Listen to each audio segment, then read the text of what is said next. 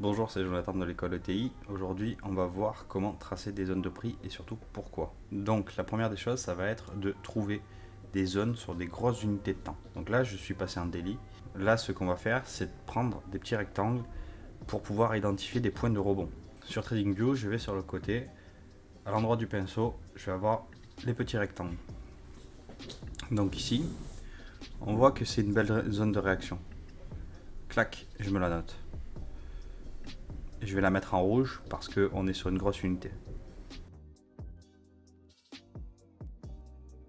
Et je vais répéter plusieurs fois cet exercice.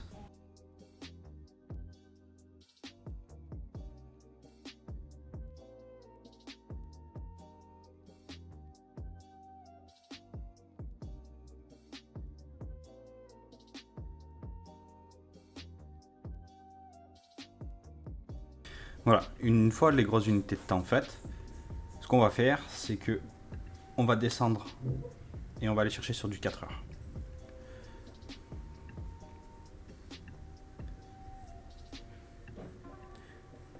Et on va répéter exactement le même exercice. À la différence, c'est qu'on va changer de couleur.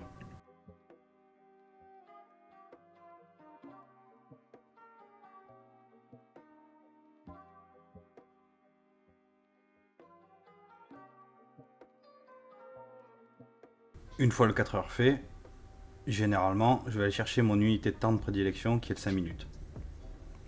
Et je vais répéter encore une fois cet exercice.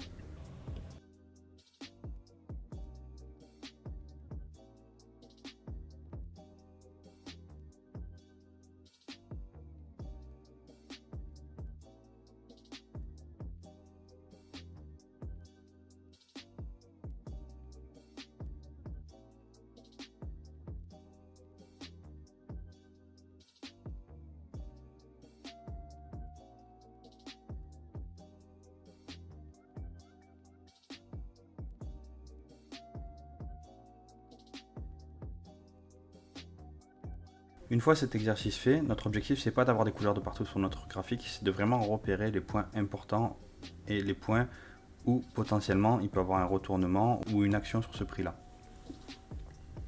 Un exemple ici, donc ça c'était une zone daily, ok.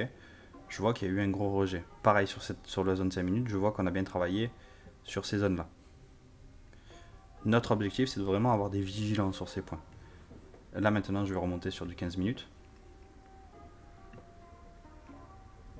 Sur du 15 minutes, on voit que ma zone orange, que j'avais tirée en 4 heures, a une bonne réaction et ça part bien comme il faut. C'est ce que certaines personnes appellent du zone to zone. C'est vraiment d'aller chercher des zones fortes pour pouvoir avoir une réaction. Et dans du zone to zone, on va essayer de faire un rebond et d'aller chercher la zone suivante. Après, deuxième exercice, ce qu'on va faire, c'est qu'on va essayer de chercher des lignes de coups.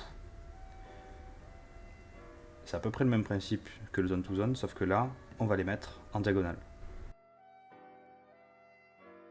Une fois que vous avez trouvé une belle zone de coup, généralement, on peut s'attendre à une réaction du prix également. Pour tirer de belles zones, il faut au minimum 3 points de contact. Si vous n'avez que 2 points de contact, très sincèrement, évitez de perdre du temps.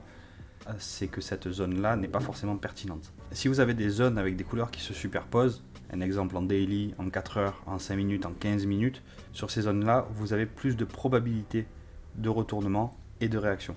Ne mettez pas tout votre graphique avec des couleurs, ça sert à rien parce qu'au final, si on regarde, ici je peux créer une zone, ici je peux créer une zone, et ainsi de suite. Faites vraiment 3 unités de temps, ça suffira amplement. Donc pensez bien, grosse unité de temps daily, 4 heures, et après vous descendez sur du 5, 15 minutes, une demi-heure. Cette technique-là peut déjà constituer une bonne stratégie pour bien démarrer en bourse. J'espère que cette courte vidéo vous aura plu. Je vous dis à très vite pour une prochaine vidéo.